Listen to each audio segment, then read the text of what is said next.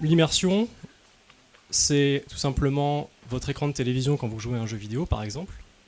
Ça peut être un casque de réalité virtuelle, donc ici l'Oculus Rift, et pourquoi pas un système un peu plus immersif comme ce qu'on appelle des systèmes cave ou des cubes immersifs, où là vous avez carrément un environnement virtuel à votre échelle et vous pouvez vous déplacer dans ce monde virtuel.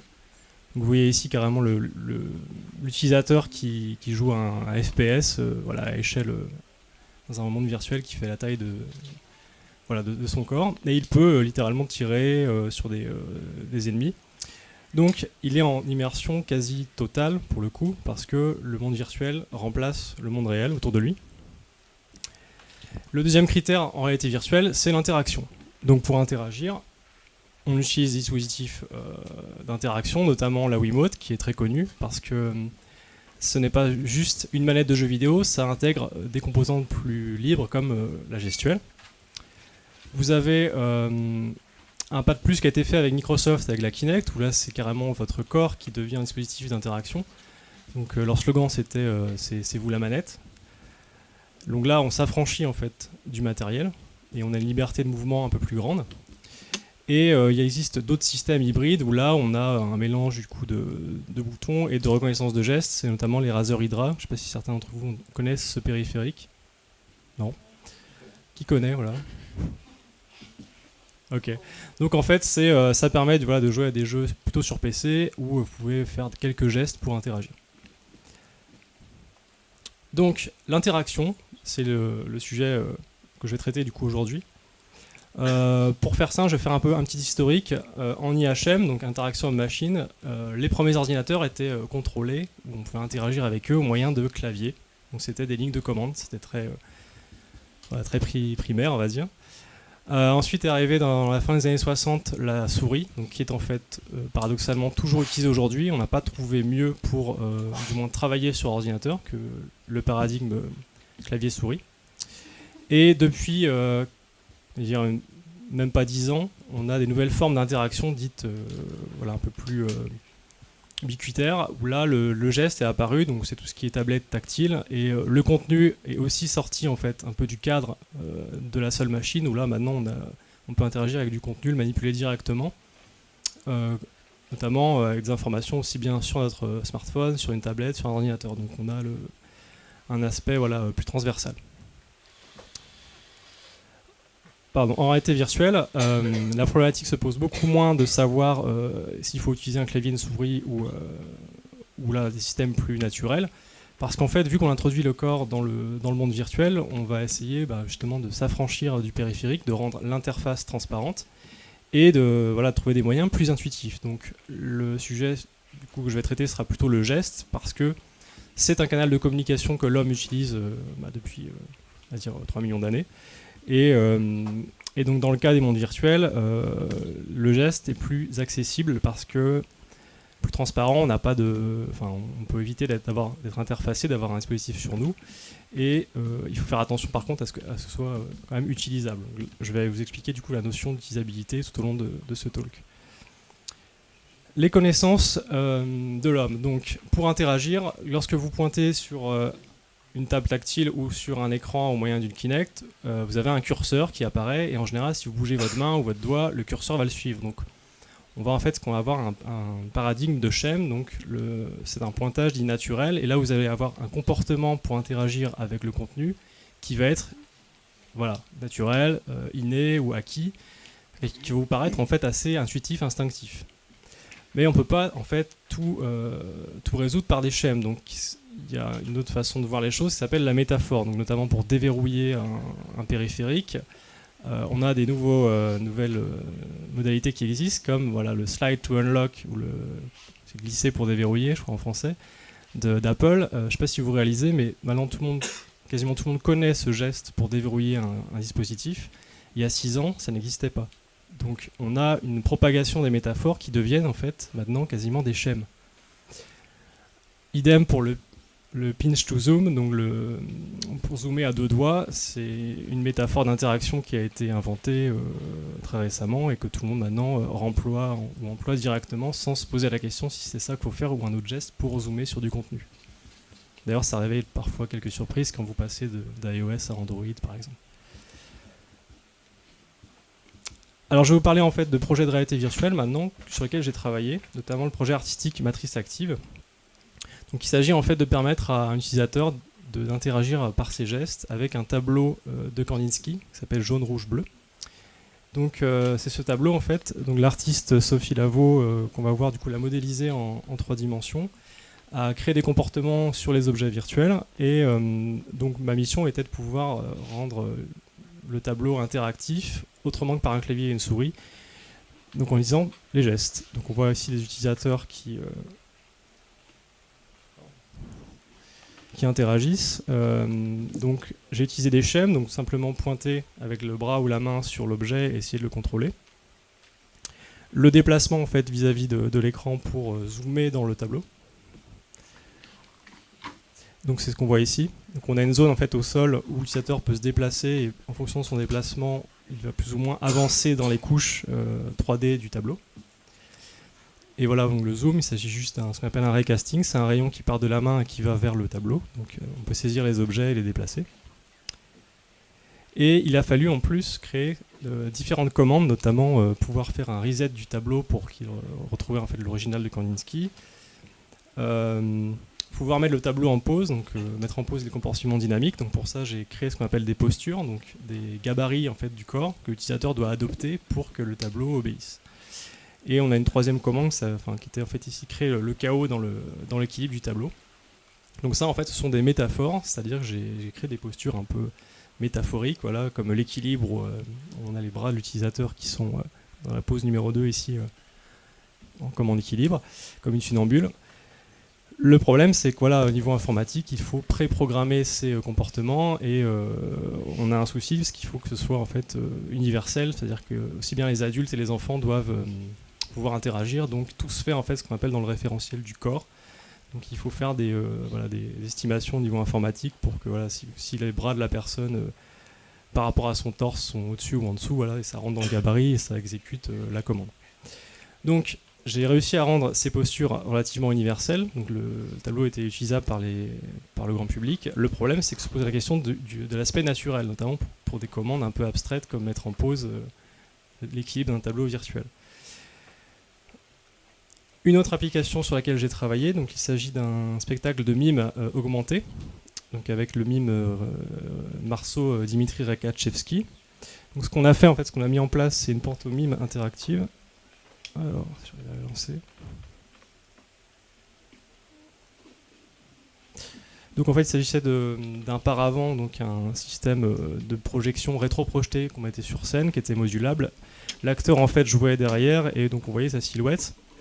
Et ce que vous voyez ici, donc c'est une chaise réelle à gauche et une chaise virtuelle à droite. Donc il pouvait interagir avec un objet virtuel, donc il n'existait pas.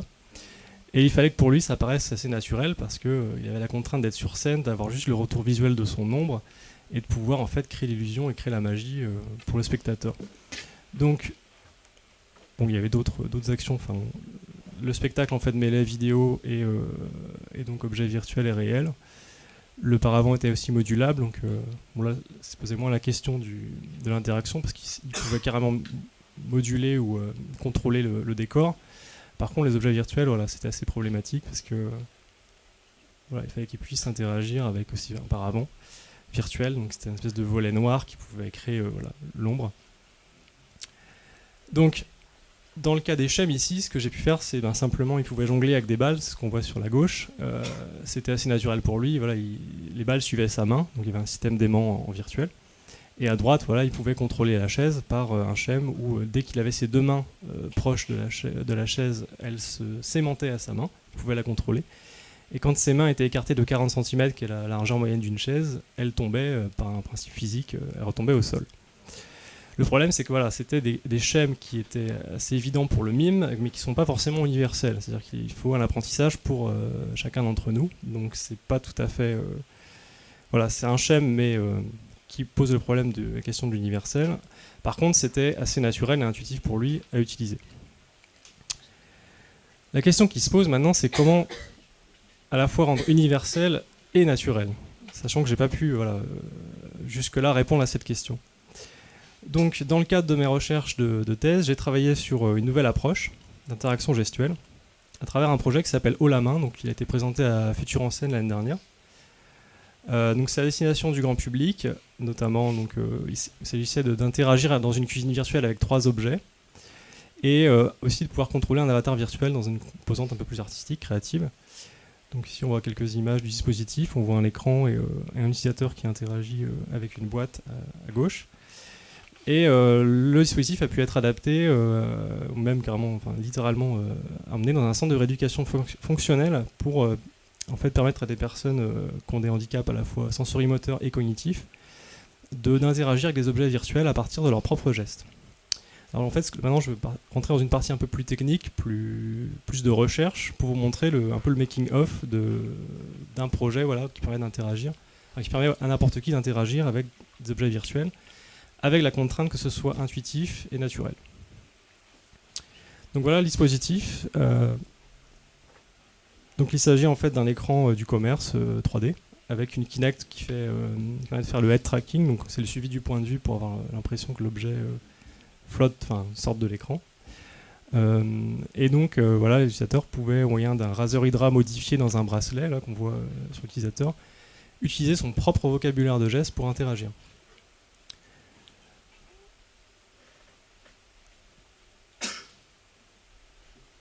Alors, donc les 2 cibles étaient au niveau fonctionnel, au niveau de l'utilisation du prototype, c'était de permettre, dans le cas d'un handicap, de faire de la réhabilitation de patients au moyen d'outils virtuels à domicile. Et on s'est rendu compte que voilà, de laisser l'utilisateur utiliser ses propres gestes, ça pouvait intéresser les arséniques numériques, où là en fait le geste propre de l'acteur fait partie du processus de création. Donc les gestes personnels sont nécessaires pour différentes activités. Dans le cas d'une rééducation ou réhabilitation, l'exemple qu'on prend c'est de faire du thé ou du café. Donc il s'agit aux personnes de s'entraîner sur une séquence. Et dans le cas voilà, d'un effet visuel artistique, c'est de pouvoir moduler ou contrôler cet effet visuel à partir d'un geste qu'on va définir nous-mêmes. Donc j'aurais pu utiliser un système dit standardisé où là on a l'homme virtuel qui va interagir avec un objet, l'homme qui va interagir avec un objet virtuel au moyen d'une interface, donc interface peut-être immersive, donc un écran ou un système que j'ai présenté précédemment, ou un dispositif de captation. L'interface standardisée, le problème c'est que les gestes, voilà, si vous achetez une Kinect et vous utilisez le SDK Microsoft, vous aurez des gestes prédéfinis, mais ça ne va pas forcément coller aux attentes de l'utilisateur ou à ses spécificités sensorimotrices, notamment si vous avez qu'un seul bras pour agir, vous ne pouvez pas zoomer à 2 bras. C'est ce que je vais vous montrer. Voilà, c'est ce qu'on voit ici sur le SDK Microsoft. Vous pouvez trouver le zoom à 2 mains. Si vous n'avez qu'un seul bras de valide, vous êtes coincé. Idem en fait pour on va dire, prendre le contrôle de la Kinect, enfin du pointeur sur l'écran. Microsoft dit voilà, de secouer la main en faisant ce signe qui veut dire bonjour. C'est assez naturel, c'est un schème, mais en fait culturellement ça pose problème parce que ça veut dire non merci ou j'en veux pas dans certaines cultures indiennes ou au Moyen-Orient. Donc c'est voilà, à vouloir faire de l'universel, on rentre dans des paradoxes. Donc si la personne propose elle-même son geste pour interagir, ça résout le problème parce qu'au niveau culturel, c'est sa propre culture qui rentre en jeu. Une autre option en fait envisageable, que vous connaissez sans doute dans le web, je vais le détailler, c'est les systèmes adaptables. Donc là en fait on peut, alors sur les paradigmes d'interaction clavier-souris, on peut par exemple modifier la taille du curseur ou sa vitesse pour que ça nous colle à nos aptitudes sensorimotrices ou nos besoins voilà, pour interagir. On peut aussi faire en sorte que le système s'adapte de lui-même. C'est ce qu'on appelle le système dit adaptatif ou responsive. Donc tout ce qui est responsive web design, c'est quand le site web s'adapte de lui-même au dispositif. Ça existe aussi en interaction 3D, donc sur la Kinect par exemple, voilà, si vous reculez par rapport à l'écran, le texte va grossir automatiquement pour favoriser la lisibilité. Et si vous rapprochez de l'écran, il va rétrécir voilà, pour pouvoir interagir plus facilement. Donc ça, c'est responsive. Le problème, c'est que dans le cas d'application, ces systèmes standardisés qui soient adaptables ou auto-adaptatifs, ils ne rentrent pas en compte parce que, enfin, ils ne vont pas les prendre en compte parce qu'ils ne prennent pas en charge les spécificités sensorimotrices des patients notamment. ou même de tout à chacun. Et dans le cas d'une pratique artistique, ça bride énormément la liberté de geste ou de chorégraphie. Donc notre approche, en fait, c'est de laisser l'utilisateur définir lui-même l'interaction. Donc pour ça, en fait, ça couvre à la fois les besoins voilà, de sensorimoteurs et tous les aspects justement cognitifs et culturels. Alors comment ça marche? Donc vous avez le monde virtuel, vous avez une liste de tâches. Ce qu'on va faire, c'est qu'on laisse l'utilisateur observer les animations des objets ou même les objets et il va imaginer un geste pour chaque objet. Ensuite, il va proposer son geste dans une première phase, l'ordinateur va l'enregistrer. Et une fois que voilà, tous les gestes sont enregistrés pour chaque objet, c'est une phase préalable, il peut interagir naturellement ou quand il veut avec tous les objets de la scène virtuelle. Donc c'est un processus en 2 phases. Au niveau du principe, voilà, l'homme va faire un geste, le système va le capter, va exécuter la tâche et du coup au niveau de sa perception, il va comprendre s'il a bien effectué la tâche ou si le geste n'a pas été reconnu. Donc pour en fait faire l'apprentissage, on utilise ce qu'on appelle un système de classification ou d'apprentissage artificiel. Donc à la phase de création, comme je disais tout à l'heure, on expose d'abord l'utilisateur au monde virtuel. Ensuite, il propose un geste qui va être enregistré par le système. À la phase d'interaction, le système du coup le reconnaît et du coup l'utilisateur perçoit s'il a bien effectué la tâche. Alors je vais m'attarder sur la notion de geste, c'est un peu plus technique. Donc un geste c'est quoi? Ça peut être un geste statique, une posture, donc j'en ai montré tout à l'heure comme l'équilibre dans le tableau interactif. C'est voilà, un signe de la main, par exemple ça c'est une posture, c'est que c'est un geste mais qui ne bouge pas. En face on a tout ce qui est geste dynamique, donc là c'est les gestes par exemple co-verbaux, quand je parle je peux illustrer voilà, en faisant un geste co-verbal, ça c'est un geste dynamique. C'est la forme la plus courante, la plus naturelle, mais c'est beaucoup plus difficile au niveau informatique à traiter. Et en plus dans les gestes dynamiques, vous avez les gestes dits inconscients. Je peux très bien vous parler et me gratter la tête en même temps, donc ça c'est un geste inconscient. Il faut différencier des gestes dits conscients, où là c'est un geste vraiment voulu par la personne. Alors ce qu'il faut savoir, c'est que du coup si vous mettez un système informatique qui va écouter vos gestes en permanence, c'est un peu comme la reconnaissance de la parole, c'est en gros tout ce qui va être dit va être retenu contre vous. C'est que tout peut être bien ou mal interprété. Donc la question ici, c'est de savoir ce qu'est un geste. Donc c'est constitué de 3 phases. Donc, quand le geste part de son point de départ, on dit que c'est la phase de préparation. Ici, c'est dans le cas de la langue des signes, la personne fait un mouvement. Donc la partie importante, c'est le signe. Donc c'est ce qu'on appelle le stroke. C'est une notion voilà, universelle en langue des signes. Et lorsque vous avez voilà, 2 gestes, il peut y avoir 2 contenus différents, donc 2 strokes. Donc c'est la partie voilà, signifiante et importante qu'il faut essayer de reconnaître pour l'interaction. Et il faut savoir qu'en plus, pour ne pas favoriser les choses, 2 gestes peuvent être enchaînés et il peut y avoir un phénomène de coarticulation. C'est-à-dire qu'il ne va pas forcément repasser par une phase de repos ou une phase de préparation. Alors au niveau de la perception de l'homme, il faut savoir que quand vous faites un geste avec un système informatique, donc le système va capter votre geste et quand vous allez faire le geste, même en fermant les yeux, vous savez où se trouve votre bras, votre main vis-à-vis de votre corps. C'est ce qu'on appelle les informations proprioceptives. Donc là, j'en reviens à Alain Berthoz qui a notamment travaillé sur ces notions-là. L'idée, c'est de savoir que voilà, on a une rétroaction dite interne où c'est notre 6e sens, la proprioception, qui rentre en jeu. Et en face, on aura une perception souvent visuelle sur les dispositifs dits interactifs, où vous avez une rétroaction externe. Donc le monde virtuel vous donne un indicateur sur ce qui se passe voilà, à l'écran. Et il pourrait y avoir un conflit entre votre geste et ce qui apparaît à l'écran, notamment de la latence ou une mauvaise interprétation du système. Donc je me suis en fait attaché à explorer ces problématiques, notamment la mémorisation de gestes, l'interface et les rétroactions à donner. Donc rapidement sur l'interface, pour capter les gestes, j'ai utilisé un dispositif sans fil, donc j'ai travaillé avec la Kinect, donc ce qui est pratique parce que la personne n'est pas interfacée, mais la qualité n'est pas encore suffisante pour interagir très finement dans un monde virtuel. Donc il existe d'autres systèmes sans fil, donc c'est ce qu'on appelle des accéléromètres et gyroscopes, donc des centrales inertielles. On les retrouve notamment dans les télécommandes des Freebox ou dans les smartphones, donc ça vous donne l'orientation du dispositif ou ici de la main de l'utilisateur dans l'espace. Et il existe aussi les Razer Hydra qui sont des capteurs filaires qu'on peut customiser comme je l'ai fait ici. Donc ça donne des informations sur le geste qui sont un peu spartiates, comme la position, l'orientation, l'accélération, sachant qu'on peut aussi transcrire un geste d'autres façons, plus qualitatives. Donc la première question que je me suis posée en mettant en place un système où la personne peut elle-même définir des gestes pour interagir, c'est est-ce qu'elle va être capable de se remémorer tous ces gestes? Sachant que voilà, vous avez libre champ, vous avez 20 objets à ouvrir dans une cuisine virtuelle, imaginez.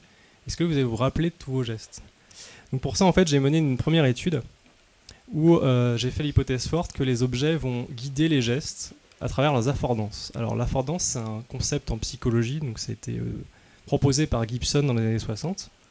C'est qu'en fait, ici, les objets en fait, renvoient des notions comme ici, une pierre peut suggérer à l'utilisateur ou à la personne qu'elle peut être lancée, qu'elle peut être utilisée comme un outil ou par rapport à son expérience personnelle, ça peut aussi se blesser. On peut très bien se cogner l'orteil sur une pierre et voilà, on va s'en souvenir. Ça existe aussi chez les animaux, donc ici, le petit animal, il peut, voilà, grâce à la pierre, se cacher ou grimper dessus. Si je rajoute ici des pics à l'animal, en fait, l'utilisateur ou la personne va imaginer, interpréter différemment et il va y avoir une affordance autre vis-à-vis de l'objet ou de l'animal. Dans les cas plus concrets de manipulation d'objets, si je prends une porte, donc ici vous voyez que la poignée est à gauche et le chambranle est apparent, donc ça suggère qu'on peut pousser la porte pour l'ouvrir. Si je la symétrise, l'affordance n'est plus la même. Donc là, il faut la pousser vers la gauche cette fois-ci. Ici, on a une porte de coffre-fort qui n'est pas du tout affordante, dans le sens où l'affordance présente, pour savoir comment utiliser cette porte, c'est pas hyper explicite. Ici, vous avez une double affordance, vous avez une porte dans une porte. Donc vous avez deux moyens d'ouvrir la porte. Soit vous prenez la petite, soit vous soulevez la grande. Et un cas classique, c'est les portes de supermarché vitrées, qui sont hyper affordantes, dans le sens où vous savez que vous avez juste à vous approcher et elles s'ouvrent, jusqu'au jour où elles ne s'ouvrent pas. Et là, vous vous en souvenez aussi. Donc, j'ai mené en fait une petite étude où j'ai exposé l'utilisateur à différents objets. Certains avaient des affordances explicites, notamment donc, des charnières, des verrous, ce genre de choses sur des boîtes. Et j'ai essayé de différencier des objets sans affordance, donc en fait en mettant juste une couleur. Et là, l'utilisateur devait improviser un geste, l'inventer, et du coup s'en souvenir après. Donc, comme cité précédemment, donc l'utilisateur est exposé aux objets, il imagine un geste, il l'enregistre dans l'ordinateur, et ensuite il doit essayer de retrouver le geste pour chaque objet. C'est un peu un jeu de torture pour mes utilisateurs, mais ça permet d'avoir des résultats. Donc voilà différents objets que j'ai pu modéliser, donc des objets 3D, des boîtes avec des affordances à gauche, et j'ai différencié les boîtes pour créer des gestes voilà, non dirigés par les affordances, ils sont différenciés par des couleurs. Donc au niveau du protocole, donc ça se passe dans une salle immersive, on a un utilisateur qui interagit avec une boîte, donc il doit proposer un geste dans l'espace, l'ordinateur l'enregistre. Donc ici voilà, c'était une boîte de couleurs. Et voilà, dans le cas d'une boîte avec affordance, ici il y a une charnière sur la gauche, il me semble. Voilà, l'utilisateur l'observe et il propose un geste qui va quasi instinctivement ou naturellement être dirigé par l'objet ou par voilà, les indices visuels présents sur les objets. Donc au niveau des résultats, on a remarqué que dans le cas des boîtes avec des affordances, les gestes ont été immédiatement remémorés. Donc, la personne s'est rappelée de quel geste elle avait fait au regard de chaque boîte. Par contre, dans le cas des boîtes de couleurs, c'est un peu plus difficile. Et ce qu'on a vu, c'est que les gens inconsciemment essayaient de créer leurs propres affordances, notamment la boîte rouge. Certains l'ont prise pour un gros bouton poussoir, donc ils faisaient un geste pour écraser la boîte, sachant que c'est pas du tout un comportement naturel, mais ils retrouvaient leur geste après parce qu'ils ont créé en quelque sorte leurs propres affordances. Au niveau de la mémorisation du nombre de gestes, donc ici j'avais 12 boîtes mélangées. Et ben dans les boîtes du coup de couleurs, arrivé à la troisième boîte, ça y est, c'est le chaos. Les personnes n'arrivaient plus à retrouver leurs gestes, tandis que pour les boîtes avec affordance, ça a été immédiat. Ils n'ont même pas eu à se poser la question.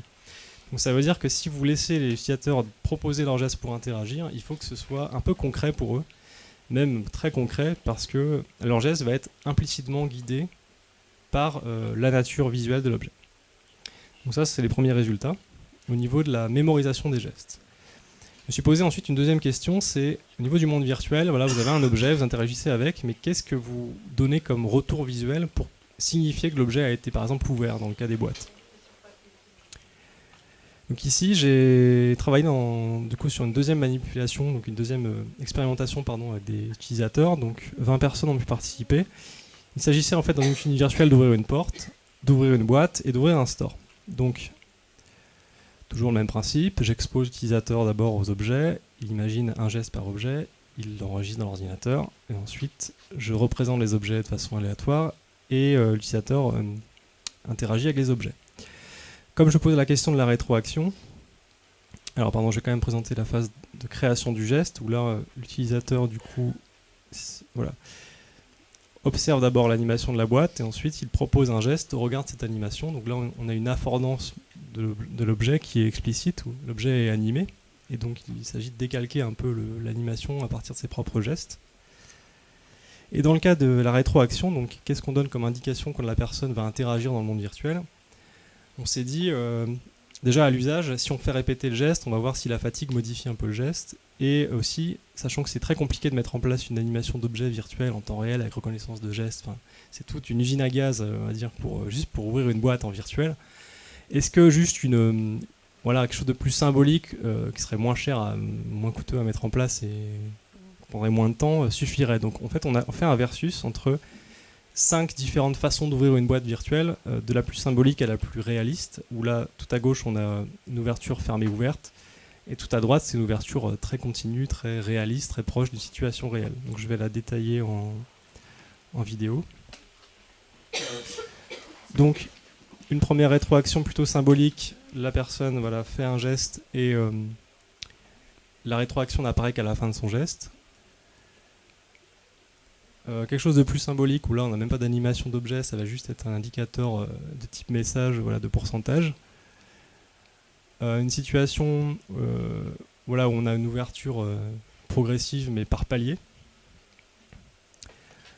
Une ouverture où l'objet va essayer de suivre le mouvement de l'utilisateur, donc ce qui est assez complexe à mettre en place, c'est qu'il souvent il y a un décalage ou il y a des problèmes de calage entre la rétroaction visuelle et le geste. Donc j'ai rajouté en fait une dernière rétroaction où là l'objet a une légère avance sur le geste de la personne, ce qui permet du coup un peu de pallier les effets de lag ou le fait que le système rame un peu, entre guillemets. Alors les résultats. Désolé, il y aura 2 méchants graphiques, mais vous allez voir, c'est pas si terrible. Voilà, vis-à-vis des 5 objets, ce que j'ai vu au niveau du temps, c'est qu'en général, plus la rétroaction était réaliste, plus le temps était rapide. On voit par exemple tout à gauche, c'est quasiment 100% du temps initial, et tout à droite, c'est beaucoup plus rapide. Il y a 2 objets, 2 rétroactions qui sortent du lot. Je me suis demandé, mais pourquoi? Qu'est-ce qui s'est passé? Et en fait, c'est que ça a été perçu par l'utilisateur comme étant des objets qui rament, comme si le système avait un peu de mal, et du coup, l'utilisateur a ralenti son geste pour attendre le système. Ça, on le voit en fait plus en détail dans les 5 répétitions. Ce qu'on voit, c'est qu'en bleu, à la première répétition du geste, ils ont senti que le système avait un petit problème, mais ils ont quand même fait le geste. Quand ils ont eu de nouveau dans le tirage au sort l'objet, en tout cas les 2 rétroactions qui ramaient un peu, ils ont ralenti leur geste. Ils ont même fait un geste plus lent que le geste original. Et ça prouve en fait que l'utilisateur a vérifié du coup son intuition et s'est adapté au système. Donc là, l'adaptation, en fait, c'est une propriété de l'homme qui fait que qu'on peut modifier le comportement de façon même inconsciente lorsqu'on agit, lorsqu'on interagit. Donc, en résumé de ces recherches, donc j'ai travaillé du coup sur le schème, sur le fait que le schème pouvait être en fait guider le geste de la personne. Le schème en lui-même est en gros inspiré par les affordances. Donc les affordances, ce sont les indices visuels des objets. Ces affordances sont perçues par les informations explicites en fait qui apparaissent sur l'objet. Donc c'est important du coup si vous designez un système interactif à base de gestes, que ce soit très explicite au niveau du monde virtuel sur qu'est-ce qu'il y a à faire et comment interagir. Il faut penser au fait que l'utilisateur a des connaissances préalables, donc a une expérience. Si on prend par exemple la pierre que je vous ai montré tout à l'heure et que le fait qu'elle peut blesser si on se cogne dessus, voilà, notre expérience fait en sorte qu'on va associer nos connaissances à l'affordance de l'objet. Et au niveau de l'interface, au niveau du dispositif, pour que ce soit plus facile d'interagir, il faut que ce soit transparent. Donc la transparence dans le cas d'un interfaçage, ça veut dire qu'il faut que le système soit quasiment invisible et qu'on se focalise vraiment sur la tâche et qu'on oublie qu'on a des capteurs ou une caméra ou ce genre de choses. Et n'oubliez pas enfin que l'homme est capable d'adaptation, donc si jamais même votre système n'est pas hyper robuste ou pas stable ou si rame, voilà, l'homme est patient et s'adapte, même de façon inconsciente. Voilà, merci de votre attention. Si vous avez des questions.